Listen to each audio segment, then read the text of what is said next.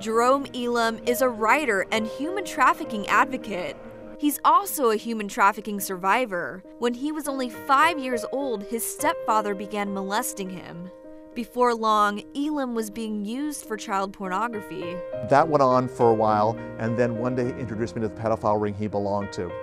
My indoctrination into the pedophile ring that he belonged to was me being raped and beaten by all 10 members. He tried to get help, but was constantly threatened and beaten by his stepfather. Then when Elam was 12, he tried to end his life. I went into my mother's rose garden, I downed the sleeping pills, chased it down with the vodka, and fell into a deep sleep.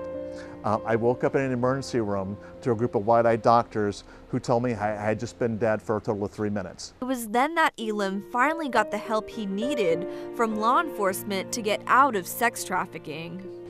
Now, the Alachua County Coalition Against Human Trafficking says that sex trafficking isn't just happening overseas, but across America and right here in Alachua County.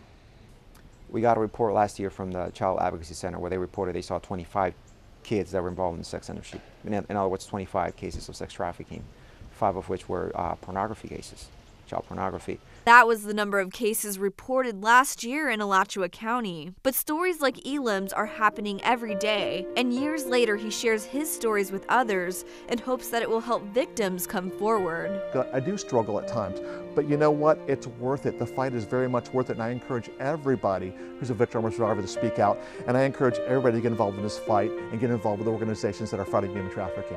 Reporting in Gainesville, Alicia Tarrant-Kahn, CBS 4 News.